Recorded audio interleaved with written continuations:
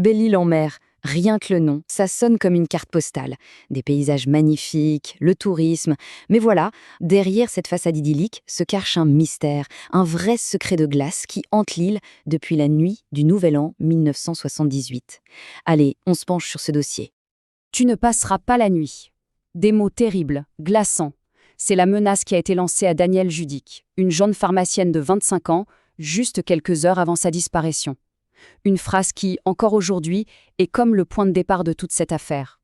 Pour essayer de comprendre, il faut absolument revenir à cette nuit-là, la nuit du réveillon. Comment est-ce qu'une jeune femme a pu, littéralement, se volatiliser? Reprenons ensemble le fil de ces dernières heures. Alors voilà, cette chronologie, c'est un peu la colonne vertébrale de l'affaire. Chaque heure est un indice potentiel, mais c'est aussi une source de confusion. On sait qu'elle quitte la soirée, en colère. On la voit un peu plus tard prendre sa voiture. Puis sa voiture est de nouveau là, avant de disparaître pour de bon. Et après ça, c'est le silence total. Un silence rendu encore plus pesant par une tempête monstre qui va paralyser l'île et effacer les traces pendant 3 jours cruciaux. Mais qui était Danielle Judic au fond? Ce n'était pas n'importe qui, c'était une femme jeune, brillante, indépendante, qui venait de s'acheter sa propre pharmacie. Elle était nouvelle dans le petit monde très fermé de Belle-Île, et son indépendance, sa liberté, ça pouvait déranger. Maintenant, passons à l'enquête elle-même et aux indices qui ont été retrouvés. Et c'est là que le mystère s'épaissit vraiment, que l'histoire bascule dans quelque chose qui paraît tout simplement impossible. La scène dans son appartement est vraiment déroutante. On retrouve sa robe de soirée sur une chaise, ce qui prouve bien qu'elle est rentrée après la fête. Ses animaux sont là, son sac, son argent, tous ses papiers, tout est là. Franchement, ça ne ressemble pas du tout au comportement de quelqu'un qui organise une fuite.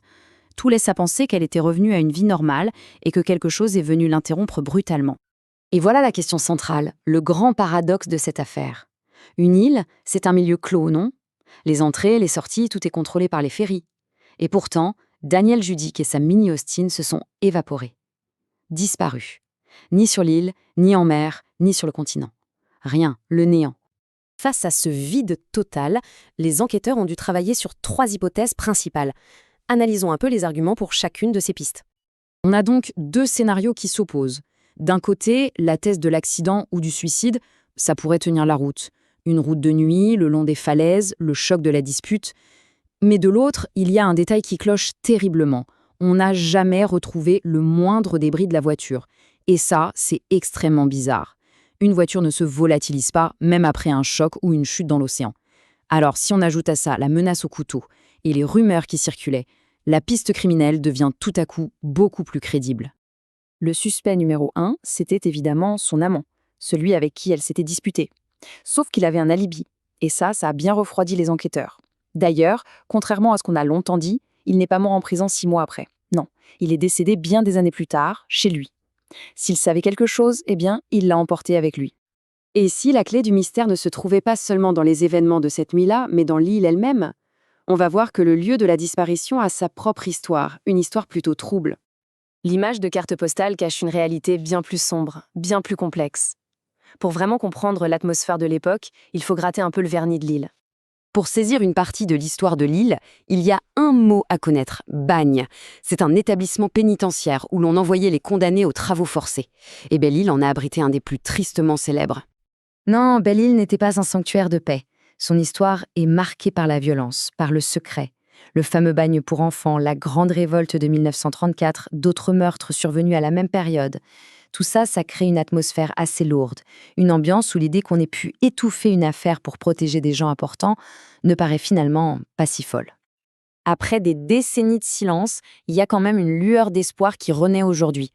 Parce que le temps qui passe, parfois, il amène aussi de nouveaux moyens de chercher la vérité. Plus de 45 ans, c'est immense, c'est une vie entière. C'est le temps qu'une famille a passé à attendre des réponses, à vivre dans le doute. Ce chiffre, il représente tout le poids du temps et du silence dans cette histoire. Mais en 2022, la justice française a mis en place une nouvelle structure, le pôle des cold cases.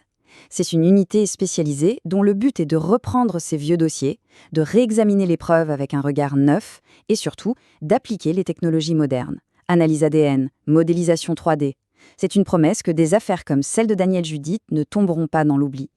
Et c'est la question qui reste en suspens. Entre les secrets du passé et les promesses de la science, l'énigme de Belle-Île pourrait bien, un jour, finir par livrer sa vérité. Le fantôme de la pharmacienne hante toujours l'île, mais peut-être pas pour l'éternité.